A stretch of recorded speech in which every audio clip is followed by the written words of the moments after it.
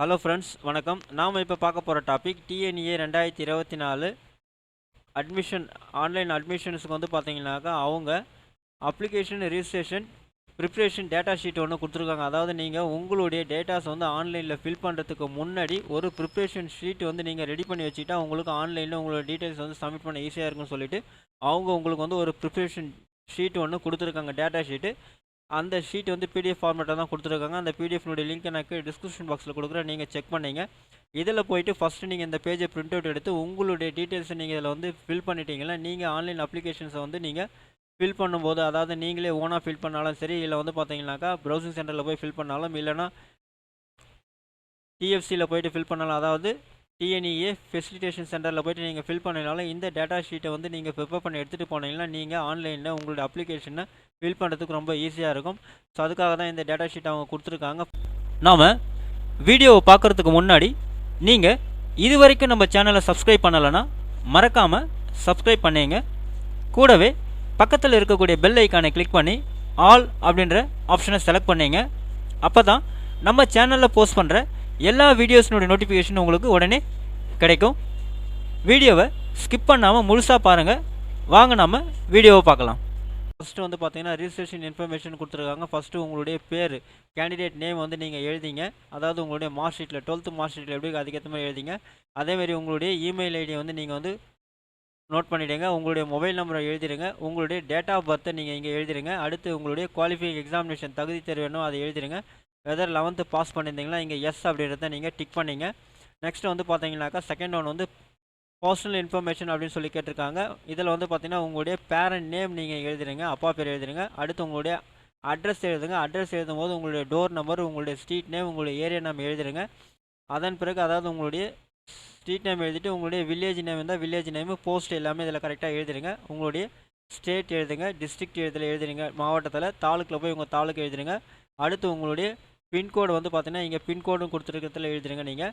Next வந்து பார்த்தீங்கன்னா உங்களுடைய ஜெண்டர் கேட்டிருக்காங்க. ஜெண்டரில் வந்து நீங்கள் மேலா ஃபீமேலா டிரான்ஸ்ஜெண்டரா அப்படின்றத நீங்கள் இங்கே வந்து டிக் பண்ணிவிடுங்க.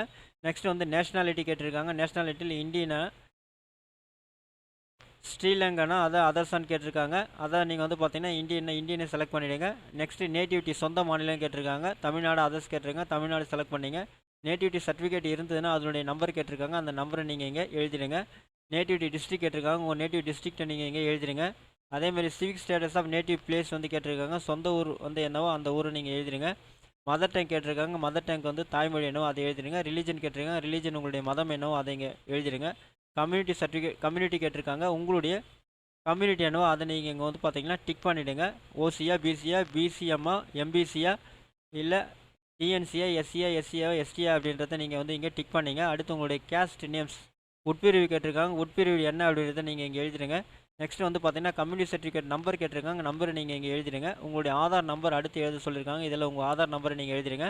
நெக்ஸ்ட் வந்து பார்த்தீங்கன்னா ஸ்பெஷல் ரிசர்வேஷன் இன்ஃபர்மேஷன்ஸ் கேட்டிருக்காங்க. சிறப்பு இடஒதுக்கீடு தகவல் கேட்டிருக்காங்க. நீங்கள் வந்து பார்த்தீங்கன்னாக்கா விளையாட்டு வீரர்னா எஸ்னா எஸ்ன்னு கொடுங்க, இல்லைன்னா நோன் கொடுங்க.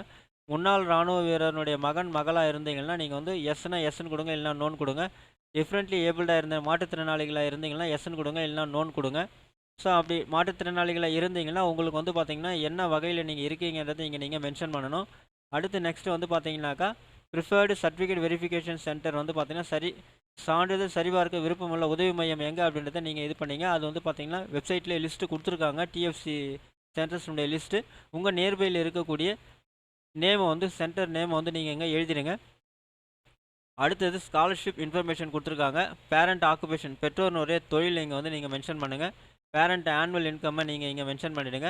First graduate tuition fees concession கேட்குறீங்கன்னா, முதல் பட்டதாரி சர்டிஃபிகேட் வச்சுருந்தீங்கன்னா எஸ்ன்னு கொடுங்க, இல்லைனா நோன் கொடுத்துருங்க. போஸ்ட் மெட்ரிக் ஸ்காலர்ஷிப் வந்து பார்த்தீங்கன்னாக்கா இருந்தது அப்படின்னாக்கா கிறிஸ்டின், அதாவது கன்வெர்டட் கிறிஸ்டின் உயர்வல் கல்வித்தொகையில் வந்து பார்த்தீங்கன்னா நீங்கள் எலிஜிபிள் வரீங்கன்னா எஸ்ன்னு கொடுங்க, இல்லைனா வந்து பார்த்தீங்கன்னா நோன் கொடுத்துருங்க. அடுத்தது வந்து பார்த்தீங்கன்னாக்கா ஸ்கூல் ஸ்டடி இன்ஃபர்மேஷன்ஸ் வந்து கேட்டிருக்காங்க. Whether candidate has studied 8th to 12th standard in தமிழ்நாடுன்னு கேட்குறாங்க. ஸோ இது வந்து பார்த்தீங்கன்னாக்கா அதாவது நீங்கள் 8வதுலேருந்து 12வது தமிழ்நாட்டில் படிச்சவங்க கேட்குறாங்க. எஸ்னா எஸ்ன்னு கொடுங்க, இல்லைனா நோன் கொடுங்க. அடுத்தது வந்து பார்த்தீங்கன்னாக்கா விண்ணப்பதாரர் 6ஆம் வகுப்பு முதல் 12ஆம் வகுப்பு அரசு பள்ளியில் படித்தவரான்னு கேட்குறாங்க. எஸ்னா எஸ்ன்னு கொடுங்க, இல்லைனா நோன் கொடுங்க. மீடியம் ஆஃப் இன்ஸ்ட்ரக்ஷன் கேட்குறாங்க. நீங்கள் என்ன மீடியம் படிச்சீங்க, தமிழ் மீடியமா இங்கிலீஷ் மீடியம் அப்படின்றத நீங்கள் இங்கே மென்ஷன் பண்ணிவிடுங்க. அடுத்தது உங்களுடைய education management information system number கேட்குறாங்க, அதாவது எம்இஸ் நம்பர் கேட்குறாங்க. இங்கே உங்கள் எம்இஸ் நம்பரை நீங்கள் எழுதிடுங்க. நெக்ஸ்ட்டு வந்து பார்த்தீங்கன்னா ஹேவ் யூ அப்ளைடு ஃபார் நீட்டுக்கு நீங்கள் அப்ளை பண்ணியிருக்கீங்க கேட்குறாங்க. அப்ளை பண்ணியிருந்தீங்களா எஸ்என் கொடுங்க, இல்லைனா நோன் கொடுங்க. அதேமாதிரி ஜேஇக்கு அப்ளை பண்ணியிருக்கீங்க கேட்குறாங்க. ஜேஇக்கு அப்ளை பண்ணியிருந்தீங்களா எஸ்என் கொடுங்க, இல்லைனா நோன் கொடுங்க. அதேமாதிரி நெக்ஸ்ட் வந்து பார்த்தீங்கன்னா have you applied for Indian maritime university ஐஎம்யூக்கு அப்ளை பண்ணியிருக்கீங்க, செட்டுக்கு அப்ளை பண்ணியிருக்கீங்க கேட்குறாங்க. எஸ்னா எஸ்ன்னு கொடுங்க, இல்லைனா நோன் கொடுங்க. அப்ளை பண்ணியிருந்தீங்களா உங்களோட ரிஜிஸ்ட்ரேஷன் நம்பர்ன்றதை இங்கே வந்து மென்ஷன் பண்ணுங்கள். சிவிக் ஸ்டேட்டஸ் ஆஃப் ஸ்கூல், நீங்கள் எந்த ஸ்கூலில் படிச்சிங்க அப்படின்றத எந்த ஊரில் படிச்சிங்களோ அந்த ஊரினுடைய பேரை நீங்கள் எழுதுங்க. அடுத்து வந்து பார்த்தீங்கன்னாக்கா நீங்கள் 6வதுலேருந்து 12வது வரலும் படித்த ஸ்கூலுடைய பேர் எந்த வருஷத்தில் படிச்சிங்க அப்படின்றத நீங்கள் கரெக்டாக நீங்கள் இங்கே வந்து எழுதிங்க. 6வது எந்த வருஷம், 7வது எந்த வருஷம், 8வது எந்த வருஷம், 9வது எந்த வருஷம், 10வது எந்த வருஷம், 11 எந்த வருஷம், 12 எந்த வருஷம் அப்படின்றத நீங்கள் ஃபில் பண்ணிவிடுங்க. அடுத்து உங்களுடைய ஸ்டேட்டை ஃபில் பண்ணுங்கள், டிஸ்ட்ரிக்ட் ஃபில் பண்ணுங்கள், உங்களுடைய பிளாக் வந்து ஃபில் பண்ணிவிடுங்க. நெக்ஸ்ட்டு வந்து பார்த்தீங்கன்னாக்கா உங்கள் ஸ்கூல் நேம் வந்து இங்கே வந்து எழுதிடுங்க. நெக்ஸ்ட்டு அகாடமிக் இன்ஃபர்மேஷன்ஸ் அப்படின்னும் போது உங்களுடைய மார்க்ஸ் வந்து பார்த்தீங்கன்னா 10th நீங்கள் எவ்வளோ மார்க்ஸ் எடுத்தீங்க, அதாவது மேக்ஸிமம் மார்க்ஸ் எவ்வளோ, நீங்கள் எடுத்த மார்க் எவ்வளோ, மேக்ஸிமம் மார்க் எவ்வளோ, 500க்கு எவ்வளோ எடுத்தீங்கன்னு எழுதுங்க. அதே மாதிரி வந்து பார்த்தீங்கன்னாக்கா 12th நீங்கள் 600க்கு எவ்வளோ எடுத்தீங்க அப்படின்றத இங்கே எழுதிடுங்க. அப்டைன்டு மார்க்கை இங்கே எழுதுங்க, மேக்ஸிமம் மார்க் வந்து இங்கே எழுதிடுங்க.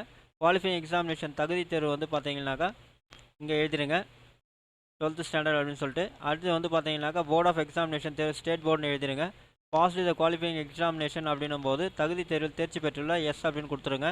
அடுத்து வந்து இயர் ஆஃப் பாசிங் வந்து பார்த்தீங்கன்னா தேர்ச்சி பெற்ற ஆண்டு, குரூப் கோடு உங்கள் மார்க் ஷீட்டில் இருக்கும், அதை நீங்கள் இங்கே மென்ஷன் பண்ணிவிடுங்க. நீங்கள் இங்கே உங்களுடைய தேர்ச்சி ஆண்டை நீங்கள் வந்து எழுதிடுங்க. அடுத்தது வந்து பார்த்தீங்கன்னாக்கா ஹெச்எஸ்சி அகாடமிக் சப்ஜெக்ட் கொடுத்துருக்காங்க, ஓவரால் டோட்டல் என்னவோ அதை நீங்கள் வந்து பார்த்தீங்கன்னா உங்கள் registration number, year of passing, maximum, obtained mark எழுதிடுங்க. அடுத்து உங்களுடைய ஃபிசிக்ஸு, கெமிஸ்ட்ரி, மேக்ஸ் மார்க் கேட்டிருக்காங்க, அதனுடைய டோட்டல் எவ்வளோன்னு சொல்லுங்கள், அது எல்லாமே நீங்கள் இங்கே கரெக்டாக எழுதிடுங்க. கீழே வந்து பார்த்தீங்கன்னா வொகேஷனல் சப்ஜெக்ட் கொடுத்துருக்காங்க, அதுக்கேற்ற மாதிரி நீங்கள் இங்கே வந்து உங்களுடைய மார்க் டீட்டெயிலை ஃபில் பண்ணிவிடுங்க.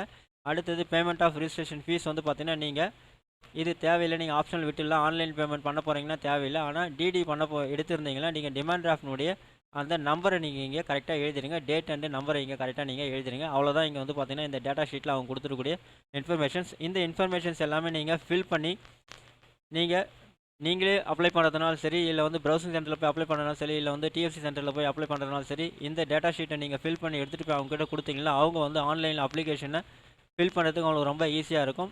ஸோ அதனால் நீங்கள் வந்து பார்த்தீங்கன்னாக்கா ஆன்லைனில் அப்ளிகேஷனை சப்மிட் பண்ணும்போது இந்த டேட்டா ஷீட்டை வந்து நீங்கள் ஃபில் பண்ணி எடுத்துகிட்டு போகிறது ரொம்ப நல்லது. இந்த வீடியோ உங்களுக்கு பிடிச்சிருந்தா லைக் பண்ணுங்கள், அதிகமாக உங்கள் ஃப்ரெண்ட்ஸ் அண்ட் ரிலேட்டிவ்ஸ்க்கு ஷேர் பண்ணுங்கள், கமெண்ட் பண்ணுங்கள். மீண்டும் ஒரு நல்ல வீடியோவில் சந்திப்போம். நன்றி.